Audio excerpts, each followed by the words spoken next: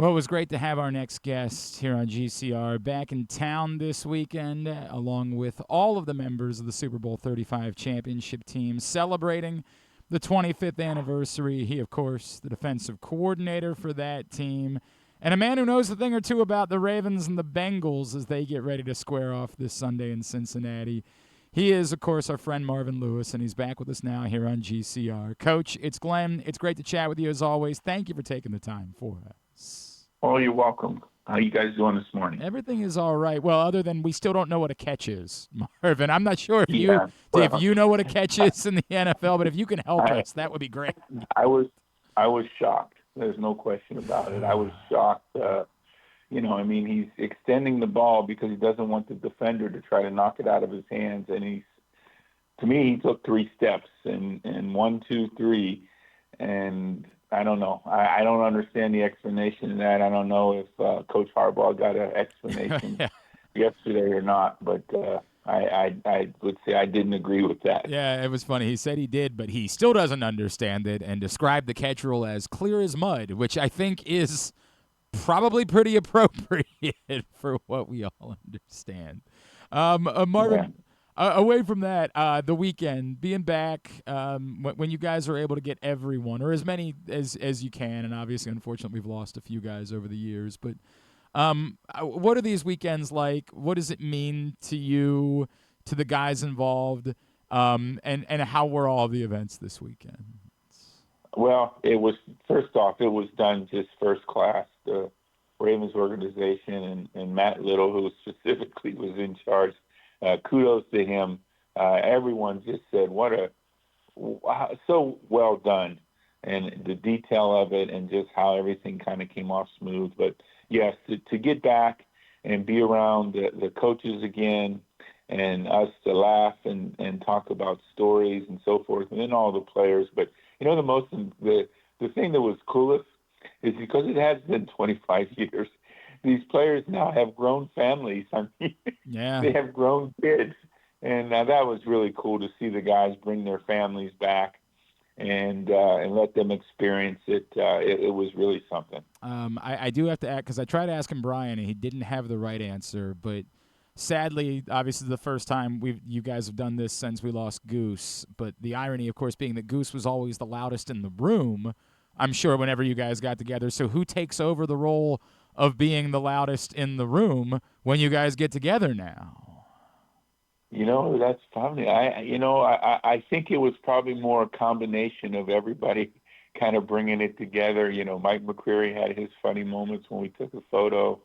Ray is always going to be somewhat of a leader and spearhead things. But probably Chris McAllister is still like a 12-year-old, looking for mischievous stuff to do. That was the kind of fun that we all had a kick of watching him throughout the weekend. But, when the team goes through adversity like we did during that season, It even brings everybody closer and closer together. And these guys are special. They've remained great friends, which is really cool, supportive of each other. You mentioned Goose. His 2 daughters were there, and that was awesome. Just so cool for them to come and show up and represent their father, because we all have such great memories of Tony and his antics. And I remember those girls, when they were born, or their little one was born in 2001, and Samantha going to the house when she was a young girl. So it was special to see them and to see them just carry on their father's tradition. Yeah, what they're doing with Goose Flights, that's remarkable, and they are special people, so that's really cool. Marvin Lewis is with us here on GCR. Marvin, you mentioned adversity, right? Obviously, that's something that this current team is dealing with, and it's not the inability to score a touchdown, which is what you all dealt with for 5 weeks, but it's sort of, I don't know how to explain it. It's incongruent. It's just something appears to be amiss, and yet, with 4 games left, they are only a game back of a playoff spot. Can you tell me about what you learned 25 years ago about adversity and how a team handles it? Because I think a lot of us believe it requires, we start to psychoanalyze everyone. Is this guy pissed off enough when he's talking? Should there be more yelling? Should there be more team meetings, players only? What do you do when you're going through this type of thing? How do you go about handling it when you're going through something like this? Well, I think first off, the internal leadership they have on the team, and then the thing that I think our guys did so well is took care of their own business. And if you handle your business and your teammate beside you handles his business, you don't have to farm somebody else's crops. You just handle your business. And if you do that, and we all do that collectively, we've got an opportunity to kind of pull out of this. And then, and we did, and we went on a 12-game win streak. And that's the difference is you learn, that I just need to handle mine. If I do mine all the time and take care of mine, the rest of it will take care of itself. And I think that's what, sometimes teams need that. And, they and it's not like you got to do anything real different. Just make sure you're handling your own business. Is all the other stuff performative, Marvin? Like all that when this is an example, right? Like everybody wants to see the quarterback scream at his offensive lineman when they miss a block. Is all that type of stuff performative? Like if guys were doing that, would it feel forced, empty, those types of things? Well, only if Lamar's doing it, if he's getting their attention in practice and it's something that's common. But to come out there and all of a sudden provide more angst on game day, which is already there, that's not helpful to anybody. So, if that's the way Lamar carries himself during the week, the way he helps, drive people forward and so forth, then that's good. But if it's not him and it's fake, it's never going to work very well. And, there's enough angst on the sideline on Sunday anyway. You don't need to provide any more. That's the thing is this, you don't want your brain surgeon to be yelling and screaming to you going through surgery. So I don't think you need your quarterback to do that now. He can handle and help make correction and bring, help a teammate move forward. But, the thing about a bad play is you got to forget it and move on to the next play. Because that's the most important play coming up is the next play. Yes, Marvin Lewis. He's with us here on GCR. Marvin, I know you've been doing some analyst work these days. As you watch the Ravens, can you make sense of why it's just not clicking for them? Right. No, I haven't had to study them because I haven't done any of their games. Actually, I don't think I've had any crossover opponents. But the one thing I would say, and just what I've seen on TV and when I've got a chance to see anything, is just, is it the offense taking care of the football, which they had an issue with 2 weeks before, a week ago. They didn't have that issue on Sunday. Defense, make sure we're tackling and sound. We're cupping the football. It's just small tweaks and small things to make sure you're getting everything right all the time. It's not a major thing, but again, it's each guy making sure he's handling and doing his job and taking care of his responsibility. You're paying Aaron Rodgers. Well, Aaron can still move and slide through the pocket. So make sure we're doing the right things to keep him contained within the pocket, And those are the things, the small things that lead to bigger breakdowns in games. And if you handle those, then you're going to be fine. But that's just, my 1,000-foot observation of, or whatever you want to call it. But no, from afar, I appreciate it. Do you feel like the reality is they're 6-7, right? Like it's what everybody always says. You are what your record says you are, and if that's the case, then they're a sub 500 team. But this is still Lamar Jackson that we're talking about. Like, do you still believe that, like, just from a talent perspective alone, they could figure it out in these final few weeks? Yeah, they can figure it out. They need to, they need to have some outside receivers step up and handle their business as well. The fact that he ends up going to Mark so much, and Andrews, and they take Andrews away, and then he gets stuck with the ball in his hands. So, they got to have some other guys step up around the offense. They ran. It's hard to lose when you run for over 200 and some yards. It's incredible. And so, they got the ground game going.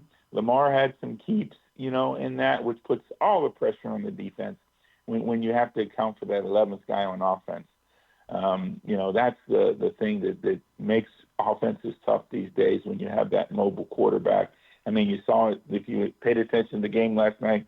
Justin Herbert made 2 huge plays Yep. with keeps. And, and that's the thing that, we know what Lamar can do. We know the leadership and the explosiveness of the defense, but they all have to come together and play it all the time. And, 3rd and 5, we can't let the receiver outside release and go on a go ball and play chase coverage. I mean, it's just small details that changes field position. Maybe Pittsburgh didn't score in the drive, but that 3rd down stop, if we make it on our side of the field, now we got field position back. So those are small things within the game that, they just got to kind of detail down and do a better job of executing.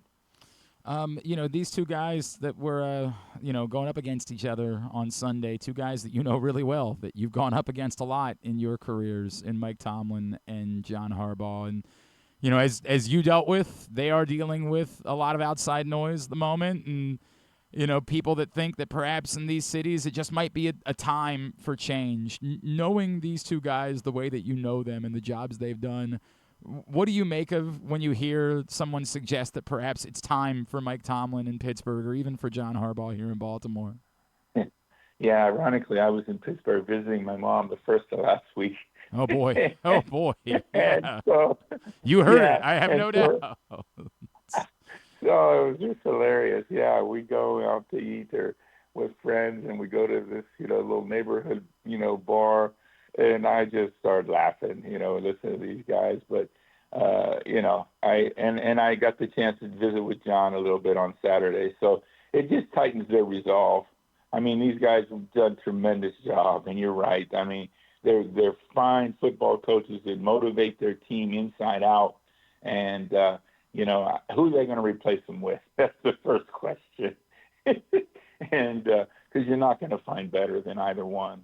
And their records stand for themselves, what they've done over time, and they've dealt with adversity and so forth throughout their careers and their jobs. So, losing quarterbacks, getting new quarterbacks, those are the things that's hard. It's hard to win when your quarterback's not functioning in the National Football League.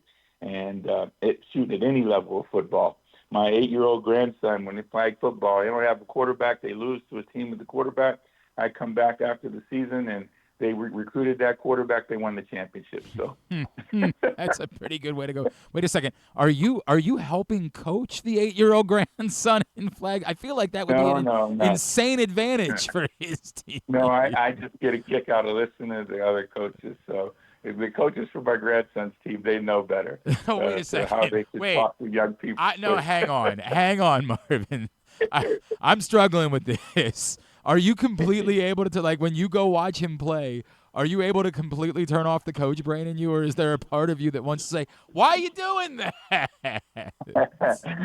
No, I just encourage him, Stay deep as the deepest. He's playing cornerback. Just stay deep as the deepest and watch the ball off the hand. So, but no, it's I don't think sometimes adults realize the impression they put on the young people.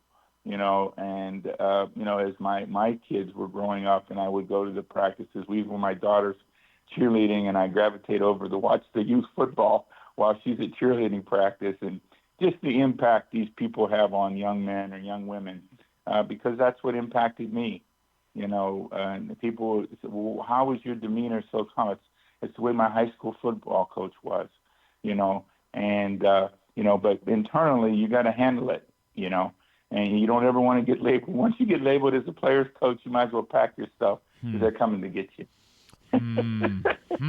I've heard that from a few over the years.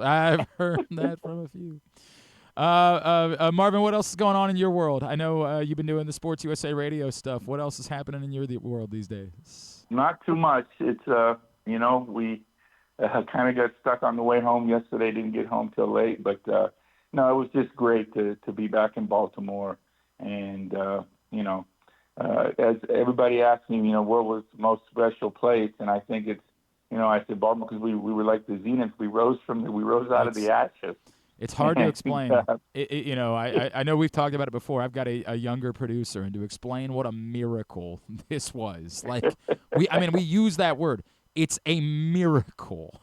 This city had no football and no hope, and 5 years later, you were champions. And I'm telling you right now, just repeating the words, I'm getting teary-eyed thinking about what it meant to this city, Yeah, because it was that it's it. unbelievable what you all Yeah, did, and will yeah. truly never be forgotten.